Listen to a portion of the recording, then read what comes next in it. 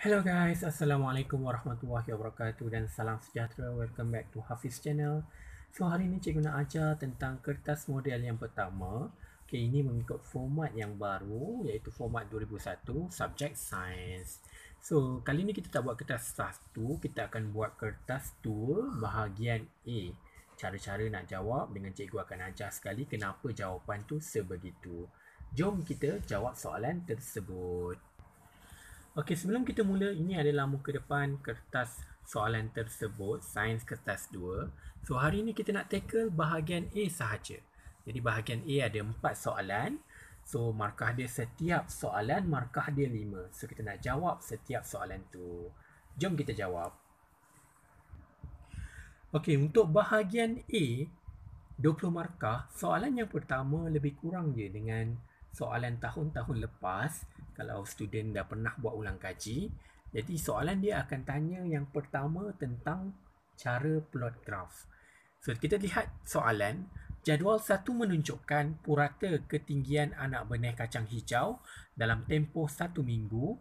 Eksperimen dijalankan untuk menentukan corak pertumbuhan tanaman. Diberi jadual. Kalau kita lihat jadual ini, diberi masa hari iaitu hari kosong hingga hari ke-6 dan juga purata ketinggian anak benih dalam milimeter. Okey, kalau diberikan seperti ini, cikgu dah ajar banyak kali. Bila keluar je jadual berbentuk macam ini, ada 2 kolom.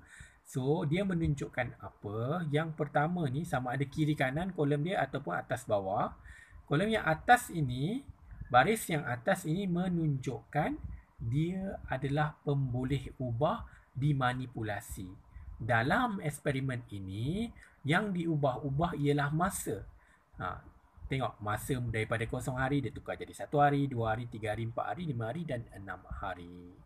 Dan yang bergerak balas, apa yang kita nak lihat dalam eksperimen ini ialah purata ketinggian anak benih. Ini adalah yang bergerak balas. Kalau kita lihat dalam tajuk dia pun dia kata, eksperimen ni tujuan dia apa? Untuk menentukan corak pertumbuhan tanaman.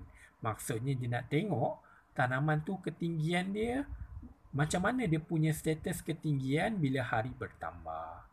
Kita terus pergi kepada soalan. Berdasarkan jadual di atas, lukiskan graf purata ketinggian anak benih melawan masa. So, dia dah bagi dah kat sini kertas graf. Dia dah bagi dah. Dekat y-axis dia dah beri purata ketinggian anak benih.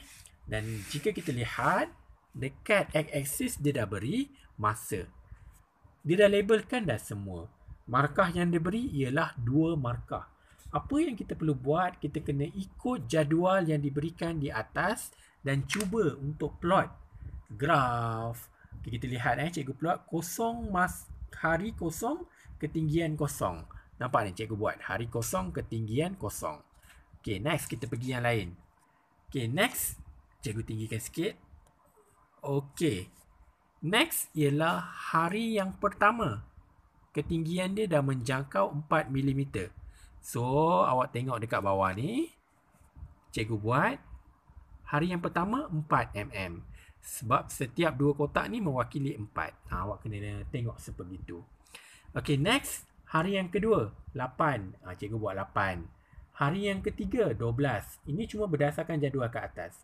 Hari yang keempat, 33. Hari yang kelima, 44. Hari yang keenam, nanti dalam soalan ada dia tanya berapa.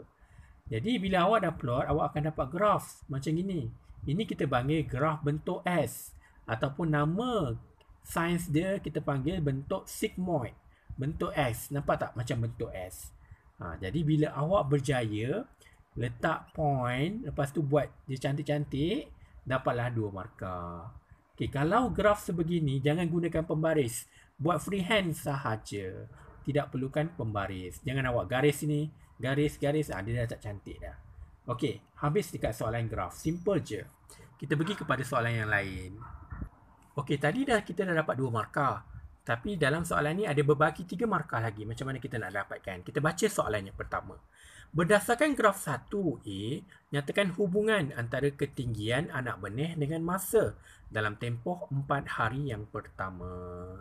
So, bila kita lihat 4 hari yang pertama, kalau tengok kat graf tu, dia menaik. So, bila dia menaik, kita boleh buat hubungan, boleh buat satu kesimpulan ataupun hubungan. Kita cakap ketinggian anak benih bertambah dengan masa. Sebab trend dia menaik. Tapi ini skema jawapan. Tak semestinya awak boleh jawab macam ini. Awak boleh je guna ayat apa-apa pun. Janji ayat dia ada cakap tentang ketinggian menaik, masa pun menaik. Contoh awak nak tulis terbalik pun tak apa.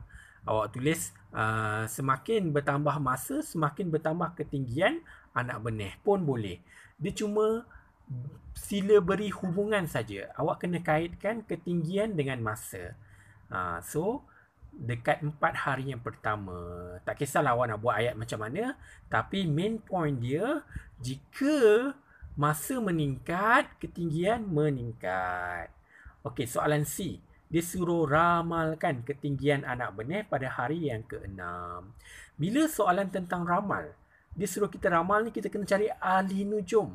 Awak kena tahu bagi nombor bulat. Okey, kalau kita lihat soalan yang sebelah tu, kita akan pergi kepada soalan. Okey, kita lihatlah, tengok dekat sini je jadual. Okey, awak kena kira. Kosong dengan hari yang pertama ni berapa dia punya nilai? 4 kan? 4 dengan 8 jarak dia 4. 12 dengan 33 jarak dia ialah 21. 33 dengan 44 jarak dia adalah 11. Lepas tu daripada 21 dah turun 11. Makin lama ni ketinggian anak benih tu dah tak maksud kita dah tak obvious sangat, dah tak ketara, tidak terlalu ketara. Jadi awak boleh buat peningkatan dia dekat sini, awak dah boleh buat dia hanya boleh naik sampai 45 ke, 46 ke, 47. Awak boleh pilih nombor bulat. Sebab semakin hari bila dia dah besar dah, dia dah tak nampak sangat pertumbuhan dia. Kat sini awak dah pilih. Kat sini cikgu tulis kat sini, awak boleh pilih sama ada 44, 45 ataupun 46. Dia akan naik, cuma naik sedikit sahaja. Dan soalan yang terakhir dalam soalan yang pertama, dia tanya bentuk graf. Seperti yang cikgu terangkan tadi, bentuknya bentuk S ataupun sigmoid. Tulis bentuk sigmoid. Okey, next kita pergi soalan yang nombor 2, iaitu rajah 1.1 dan 1.2 menunjukkan eksperimen untuk mengkaji kesan ketebalan kantah cembung. Okey, kalau kita compare secara holistik, kalau kita lihat atas bawah, okey, ini adalah rajah 1.1, yang bawah ni rajah 1.2. Sebelum kita tengok daripada soalan, cuba cek. Cikgu nak tanya, apa beza rajah 1.1, 1.2? Siapa boleh jawab? Beza dia kat sini, kalau awak nampak, dia punya panjang fokus dia. Okay, panjang fokus dekat rajah 1.1 ni lebih panjang. Ada pembaris ni awak boleh kira. Dia lebih panjang berbanding 1.2. Itu satu. Satu lagi perbezaan dia ialah ketebalan kantah cembung. Nampak tak? Kantah cembung dekat rajah 1.1 nipis je tebal dia. 1.2 ni lagi tebal, lagi gemuk kantah cembung dia. Secara teori, kita belajar di dalam kelas, dalam makmal, jika ketebalan kantah cembung tu meningkat, panjang fokus dia akan semakin pendek. Jika ketebalan kantah cembung tu nipis, panjang fokus dia akan menjadi panjang. Okey, faham. So, kat sini pun ada tentang panjang fokus. Tahu tak panjang fokus tu apa? Dia adalah jarak di antara titik tengah kantah cembung dengan skrin. Kat skrin tu akan terbentuk titik fokus. So, jom kita pergi kepada soalan. Okey, untuk soalan ni sebenarnya tak susah je pun. Tapi ramai student kalau tengok bab cahaya, bab mata ni, dia takut nak jawab. Sebenarnya tak susah pun. So, kalau kita lihat soalan yang pertama, dia kata perhatikan rajah 1.1, 1.2. Kita dah tengok. 1.1 tu jarak fokus lagi panjang daripada 1.2. So, kita pergi kepada soalan apakah yang boleh diperhatikan terhadap panjang fokus. Kita baru explain tadi. So, soalan ni dia cakap, dia nak tengok pemerhatian kita terhadap panjang fokus je. Panjang fokus yang jarak antara titik tengah kantah cembung tu dengan skrin. Jadi, apa yang kita boleh lihat, awak tulis je apa yang awak nampak guna mata kasar awak. So, jawapan dia panjang fokus kantah dalam rajah 1.1 adalah lebih panjang berbanding 1.2. Itu apa yang kita nampak. Okay, simple kan? Kalau awak jenis student yang tak suka jawapan skema, awak nak terbalikkan dia pun boleh juga. Awak nak tulis panjang fokus kanta dalam rajah 1.2 adalah lebih pendek berbanding 1.1 pun boleh. Maksud yang sama, ayat yang berbeza. Okay, soalan yang kedua, nyatakan satu inference. Bila sebut inference, dia adalah sebab. Berikan satu sebab bagi pemerhatian anda. Setiap pemerhatian yang berlaku, mesti ada sebab-sebab dia. So, apakah sebab yang menyebabkan rajah 1.1 tu panjang fokus dia lebih panjang? Sebab dia yang cikgu cakap tadi, pemerhatian kita sebab ketebalan kanta. Dekat rajah 1.1, ketebalan kanta dia lebih nipis. Manakala dekat rajah 1.2 dia lebih tebal. Awak kena tengok kat situ. Secara teorinya, jika ketebalan kanta lebih nipis, maka panjang fokus lebih panjang. Teori dia macam itu. Okay, soalan B, dia kata berapakah panjang fokus? Ni awak boleh ukur lah ni. Pembaris dia dah bagi, jawapannya 15 cm. Simple je. Soalan yang depan-depan ni cuma soalan yang simple-simple je. So, jangan buang markah. Cuba jawab. Okay, soalan C. Berdasarkan eksperimen, nyatakan definisi secara operasi bagi panjang fokus. Bila disebut definisi secara operasi ni, maksudnya definisi dalam eksperimen ni. Siapakah panjang fokus? Okey, kita nak lihat balik eksperimen muka surat sebelah. Okey, kalau kita lihat balik eksperimen ini tanpa melihat skema jawapan, siapakah panjang fokus? Siapa panjang fokus? Siapa boleh tahu? Bagi tahu cikgu. Ni bukan kelas tapi cikgu tanya juga. Siapa panjang fokus ni sebenarnya? Jadi kalau kita lihat, panjang fokus ni tak kisahlah yang atas atau yang bawah, dia adalah jarak. Jarak di antara siapa dengan siapa. Jadi panjang fokus ialah jarak antara tengah kanta cembung dengan skrin di mana titik fokus terbentuk pada skrin. Itulah panjang fokus. Mesti saya ulang balik. Panjang fokus ialah jarak di antara titik tengah kanta cembung dengan skrin di mana titik fokus terbentuk pada skrin. Dalam eksperimen ini, itulah maksud panjang fokus. Okey, faham? Itulah maksud definisi secara eksperimen. Definisi secara operasi. Kita kena lihat eksperimen itu. Okey, ini adalah soalan dia. Berdasarkan eksperimen, nyatakan definisi secara operasi. Jadi panjang fokus ialah jarak antara tengah kanta dan skrin di mana titik fokus terbentuk pada skrin. Okey, next. Soalan simple saja. Tandakan right bagi alat optik yang digunakan jenis kanta yang sama dalam rajah 1.1 dan 1.2. So, kanta cembung, contoh dia adalah pembesar. Kanta pembesar, itu contoh dia. Ni periskop. Ni selalu ada dekat kapal selam. Ni cermin biasalah dekat motor ataupun dekat kereta. Okay, next kita pergi kepada soalan nombor 3. Soalan nombor 3 ni menarik. Ni dah banyak kali keluar dah soalan nombor 3. Kalau tengok dekat format-format yang dulu pun ada juga keluar. Dia famous lah sebab tentang getah. Sekarang kan sebab COVID kan, kalau doktor-doktor dekat makmal, doktor-doktor dekat hospital semua menggunakan glove. So one of the way to make the glove menggunakan latex. Tapi sekarang dah maju, dia menggunakan getah sintetik. Latex ni getah asli lah. Okay, next. Kita baca soalan nombor 3. Rajah 2.1 dan 2.2 menunjukkan satu eksperimen untuk mengkaji tindakan larutan X dan larutan Y terhadap latex. Okay, kalau kita lihat, larutan X kalau masukkan, latex menggumpal. Secara teori je, kalau pelajar nampak ni je, masukkan larutan, tiba-tiba dia bergumpal, maksud dia X ni mesti asid, confirm asid. Kalau tak asid pun cuka dengan asid tu samalah. Apa-apa yang rasa masam, dia adalah asid. So kita dah tahu dah, secara teori masukkan asid dia, mesti dia akan bergumpal. Jom kita tengok dekat rajah 2.2. Okey, dekat rajah 2.2, kalau kita masukkan larutan Y, lepas tu tak jadi apa-apa, dia tak bergumpal, confirm. Secara teorinya, bila kita masukkan amonia, dia takkan bergumpal. Kena hafal. Asid masuk latex bergumpal, amonia masuk latex tidak bergumpal. So, jadi nyatakan satu pemerhatian dalam eksperimen ni. Pemerhatian kita, larutan X menyebabkan penggumpalan latex, tetapi larutan Y mencegah penggumpalan latex. Simple je. Okey, so apa yang awak boleh nampak guna mata kasar itulah X menggumpalkan lateks, Y mencegah penggumpalan lateks.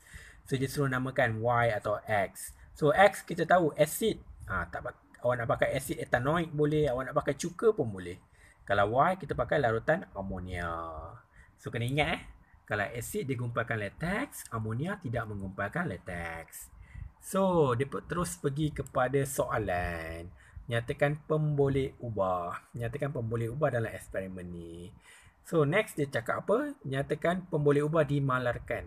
Maksud dimalarkan dia ada dalam eksperimen ni tapi tak penting. Contoh tengok gambar rajah kat atas ni. Apa yang ada tapi tak penting? Yang penting kat sini jenis larutan. Itu adalah pemboleh ubah dimanipulasi. Keadaan lateks ataupun penggumpalan lateks itu adalah pemboleh ubah bergerak balas. Yang ada tapi tak penting dimalarkan ialah isi padu lateks. Nak pakai 10 cm3 ke, 100 cm3 ke, 1 liter ke, 2 liter, tak kisah. Itu salah satunya. Contoh yang lain, selain isi padu lateks, korang boleh pakai jenis lateks pun boleh. Korang nak pakai apa lagi? Isi padu larutan Y pun boleh, isi padu larutan X pun boleh. Semua itu korang boleh pakai. Paling senang kat sini yang korang nampak ialah isi padu lateks. Okey, pemboleh ubah yang bergerak balas seperti cikgu cakap tadi adalah keadaan lateks dan penggumpalan lateks. Simple kan? Kalau pemboleh ubah dimanipulasi, jenis larutan Y. Okey, pergi balik kepada soalan nombor 2 tadi. Kalau cikgu nak tanya tentang panjang fokus tu kan. Kalaulah dia tanya pemboleh ubah dimanipulasi apa? Cuba komen dekat bawah. Siapa tahu jawapannya? Cikgu nak bagi tahu ni. Kalau tentang soalan yang sebelum ni, kalau dia tanya pemboleh ubah dimanipulasi apa? Ketebalan kanta cembung. Pemboleh ubah yang bergerak balas ialah panjang fokus. Pemboleh ubah yang dimalarkan, jenis apa? Korang nak buat jenis pembaris ke, tak kisahlah. Jenis skrin ke, ikutlah korang. Okey, berbalik kepada soalan ni. Dah habis dah soalan ni. Pergi kepada soalan nombor 4. Okey, soalan nombor 4 ni, dia jaranglah keluar. Tapi dia dalam ni dia keluarkan bila nampak soalan ni. Dulu cikgu buat eksperimen ni rasanya masa darjah 6 kot. So eksperimen ini dia buat apa? Baldi. Satu baldi berisi pasir, satu baldi kosong. Dan dia ayunkan tengok siapa yang lambat berhenti. So dia tentang inertia. So konsep inertia ni adalah konsep di mana bila kita berjalan, tiba-tiba kita stop, kita akan terhenjut sikit ke depan. Dia adalah keadaan di mana dia menghalang sesuatu objek tu untuk berhenti ataupun bergerak. Dia ada inertia pegun dengan inertia biasalah. Contoh inertia pegun ni, contoh kita tengah duduk, tiba-tiba kita nak bangun tu, rasa malas lah. So contoh cikgu bagi contoh, ada pelajar A dengan pelajar B. Pelajar A ringan, pelajar B lebih berat sedikit. Jadi pelajar B yang lebih berat sedikit ni dia nak bangun lebih susah. Kerana kuantiti berat tu, jisim tu mempengaruhi jumlah inertia. Sebab inertia tu adalah daya yang menolak dia untuk terus duduk. Dia macam malas sikit lah nak bangun. Paling senang adalah inertia contohnya bila korang naik bas. Zaman dulu tak ada COVID, boleh pergi sekolah naik bas. Bila naik bas, apa yang berlaku? Tiba-tiba bas berhenti mengejut. Orang yang diri statik akan terhumban sedikit ke hadapan. Itu adalah salah satu konsep inertia. Sebenarnya inertia tu nak kekalkan kita dalam keadaan berjalan. Sebab bas kan berjalan kan. Tiba-tiba berhenti. Sebab itulah korang akan terhumban sedikit ke hadapan. So konsep dia semakin besar mass jisim, semakin besarlah inertia yang berlaku.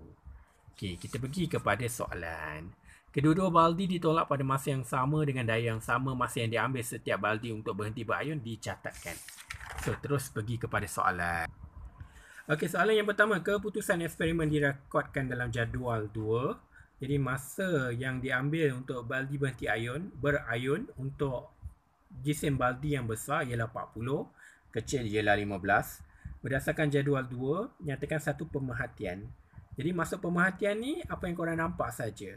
Jadi apa yang kita nampak ialah masa yang diambil oleh baldi kosong, baldi kecil untuk berhenti berayun adalah lebih singkat berbanding baldi berisi pasir, baldi besar. Macam itu je apa yang korang nampak je, simple. Bila pemerhatian, jangan complicated. Tulis apa yang kita nampak je. Then, nyatakan pemboleh ubah dimanipulasi. Dalam eksperimen ini, yang berbeza-beza ialah jisim baldi. Kejap pakai baldi besar, kejap pakai kecil. Jisim baldi. Okey, kalau cikgu tanya, apakah pemboleh ubah yang bergerak balas? Tengok, kalau diberi jadual macam ini, cikgu dah cakap, atas bawah ataupun kiri kanan, yang bawah sekali ialah pemboleh ubah bergerak balas. Jadi yang bergerak balas ialah masa yang diambil oleh baldi berhenti berayun. Kalau dimalarkan, nak pakai apa?